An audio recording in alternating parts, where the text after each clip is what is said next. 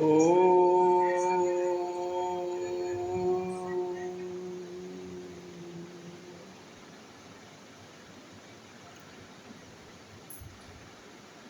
हनुमान सत्संग धाम ग्वालियर नित्य का सत्संग। आज की जिज्ञासा श्री बसंत पाराशर जी द्वारा रखी गई है।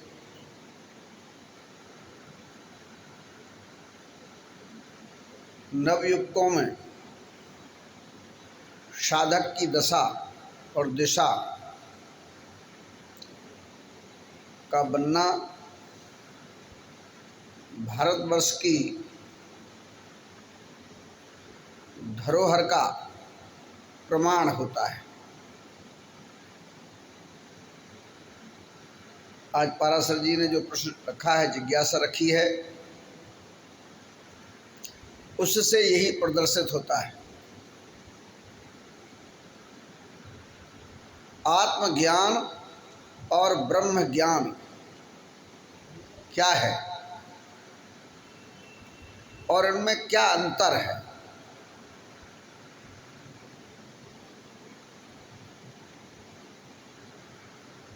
अयम आत्मा ब्रह्म, ये आत्मा ब्रह्म है। लेकिन कैसे है?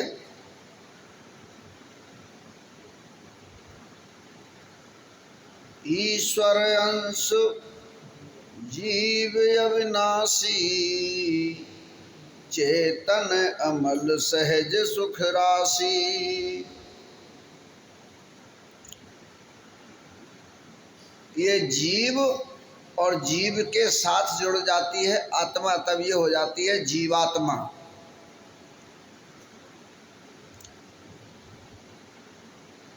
ईश्वर का अंश जीव है और ब्रह्म का अंश आत्मा है।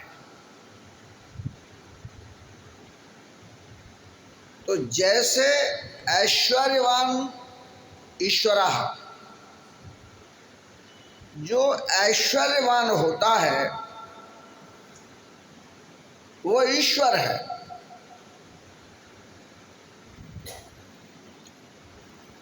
ऐश्वर्य है भौतिक जगत की संपदा, जिसके अंतर्गत भोग आता है।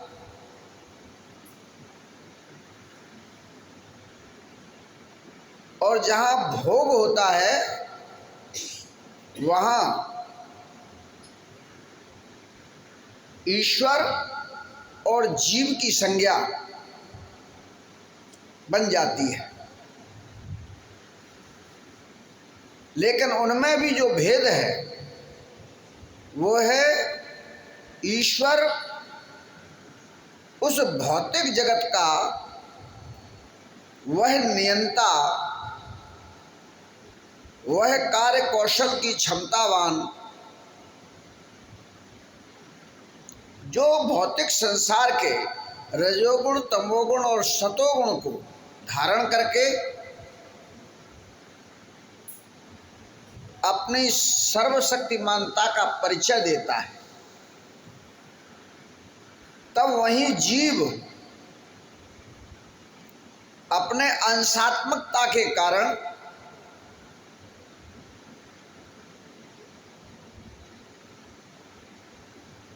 अपनी शक्ति विहीनता का परिचय भी सुख और दुख के साथ 84 लाख योनियों में भटककर दृष्टिगत होता है। ठीक इसी प्रकार से सर्वं खल्विदं ब्रह्म, जो सब में व्याप्त है वो ब्रह्म है, और जो किसी एक में व्याप्त है वो आत्मा है।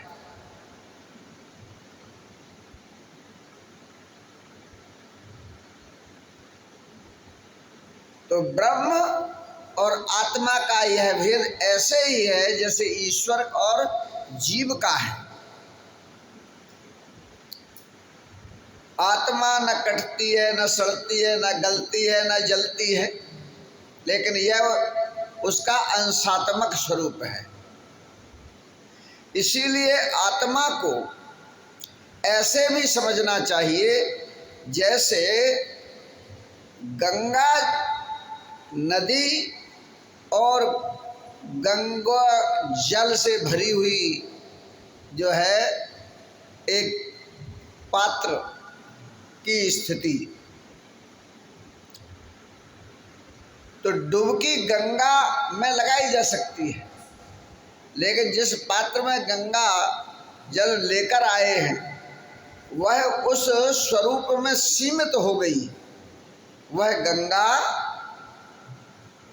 उस स्वरूप में सीमित हो गई जिस पात्र में उस गंगा को लाया गया। ठीक इसी प्रकार से आत्मा जिस योनि में आ गई वह सीमित हो गई, अर्थात आत्मा सीमित अवस्थावान है और ब्रह्म असीमित अवस्थावान है।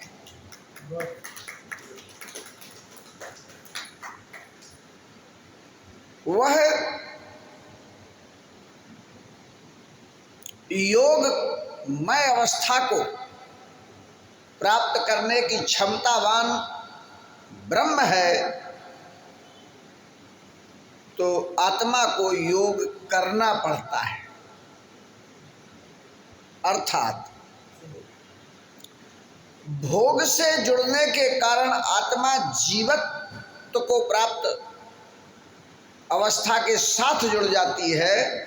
भले ही वो साक्षी है, लेकिन वह जीवत्व के साथ जीवात्मा बनकर उस जीव के सुख और दुख का साक्षी रहकर आत्मा के उन लक्षणों से आवृत हो जाती है जो लक्षण संसार के आवरण के होते हैं। किंतु ब्रह्म अनामय अज भगवंता व्यापक अजित अनादि अनंता। राम को ब्रह्म के बारे में कहा गया। राम ब्रह्म है। श्री राम का अवतार मनुष्य रूपा ने ब्रह्म का ही वरदान पुत्र रूप में मांगा। इसलिए वे राम भी जब एक स्वरूप में हो गए तो उनके लिए भी संत तुलसीदास जी ने लिखा है, अंसन सहित ले अवतारा। अंशों के साथ अवतार लेंगे, अर्थात स्वरूप में आते ही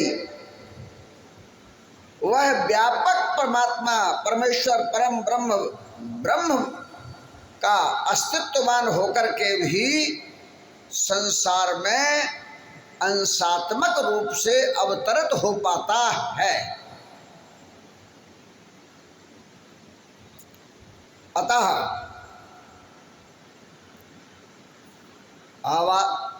आत्मा जीवात्मा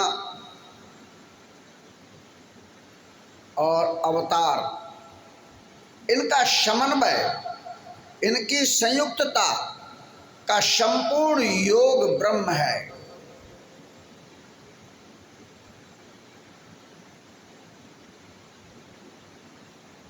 राम ब्रह्म का अवतार है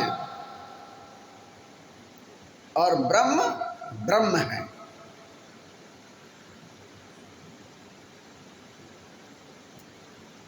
अर्थात संसारमान वह अवस्था। आपने प्रश्न में ब्रह्म तक रखा है, इसलिए इसकी सीमा को हमने ब्रह्म में बांध दिया है। ब्रह्म का संबंध भी संसार से ही है। ब्रह्म से परे भी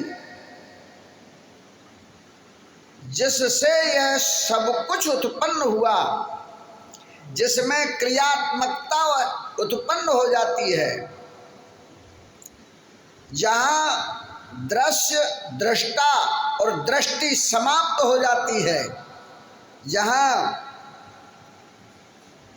भोग भोग्य भोक्ता समाप्त हो जाता है, जहाँ जीव ईश्वर भगवान की संज्ञा समाप्त हो जाती है, वो समाप्त होने की अवस्था भी किसी की है, लेकिन उसे किसी ने जाना नहीं, उसे किसी ने समझा नहीं, इसलिए उसको विशेषण विशेष शब्द लगाकर संबोधित किया जाता है।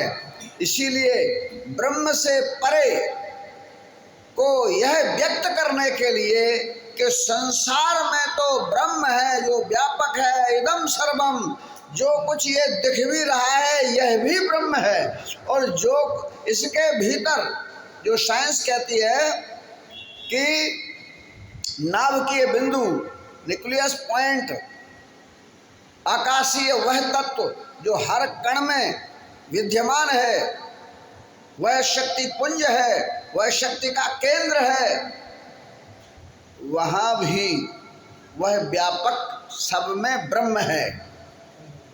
लेकिन इस सृष्टि का अनंत स्वरूप इकाइयों में जो बटा हुआ है, यह जब लय होता है तो उसका नियंता जिसमें कृतित्व न हो, जैसा कि हमने बताया, जिसमें ज्ञान ज्ञाता ज्ञेय की समाप्ति हो जाती है, उस अवस्था को ईश्वर के आगे परमेश्वर परम शब्द लगाकर उसकी व्याख्या की जाती है। इसलिए ईश्वर से परे परमेश्वर, आत्मा से और ऊपर परमात्मा और ब्रह्म से ऊपर पारब्रह्म की संज्ञा से संबोधित किया जाता है। इसलिए इनमें अंशात्मक और पूर्णात्मक भाव और विचारों से, संसार की दृष्टि से इन्हें समझा जा सकता है। इसलिए एक बंधन युक्त है और एक बंधन मुक्त है। अगर वह आत्मा जो जीवत्व को प्राप्त करती है, तब वह बंधन युक्त है और ब्रह्म जीवन मुक्त है। हमारे यहाँ भगवानों के भी अवतार हुए हैं, उनके विषय में भी क्रिया कर्म की भोग वृत्ति का संकेत हमारे धर्म साहित्यों में मिलता है। अर्थात कर्म बंधन की उस अवस्था में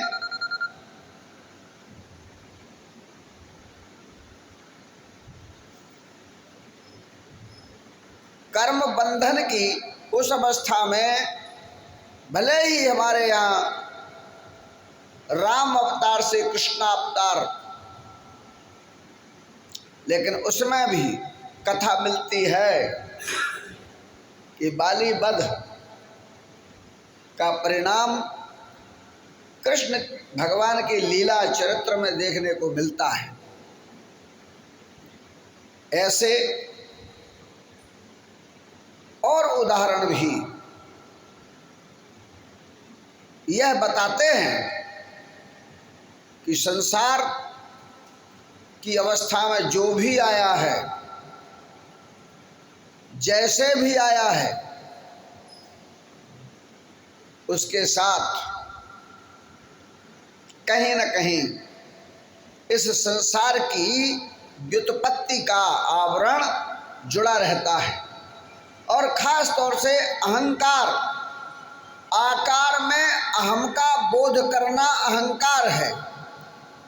आकार में सीमित होकर जो असीमित है वह सीमित होकर मैंपन का बोध करके आकार में अपने आप को जानने और समझने लगे तो समझ लेना कि वह ब्रह्म तक की संज्ञा के नीचे ही है, ब्रह्म उससे ऊपर है। इसलिए ईश्वर, जगदीश्वर, आत्मा, इनके सबके हल्के हल्के अंतर हैं। भगवान श्री कृष्ण कहते हैं, हे अर्जुन, जो कुछ हूं वो मैं हूं। और अर्जुन की वह कथा जिसमें भगवान श्री कृष्ण अभिमन्यु को मिलाने के लिए जब गए तो वहाँ भगवान श्री कृष्ण से कहा गया, मैं उस कथा को नहीं कहूँगा, वहाँ उनको ये संबोधित किया गया कि अभी तुम्हारा कार्यकाल पूर्ण नहीं हुआ है और आप कैसे आए हैं यहाँ। अर्थात जो योगेश्वर, जो जगत गुरु की उपाधिवान, जगत का ईश्वर, इसके बाद भी वो कथा कहीं न कहीं कालखंड में सबको बांधने का संदेश देती है। कालखंड में जो भी बंध जाता है वह ब्रह्म से नीचे ही रहता है। अर्थात जो कालखंड की सीमा से परे हो वो ब्रह्म, और जो कालखंड की सीमा में बंधे वो आत्मा है और ईश्वर है। इस प्रकार के अनेक प्रकार के भेद आत्मा और ब्रह्म के बीच हैं। बहुत अच्छा प्रश्न किया है, मैं बहुत बहुत बधाई देता हूँ, शुभकामनाएं देता हूँ।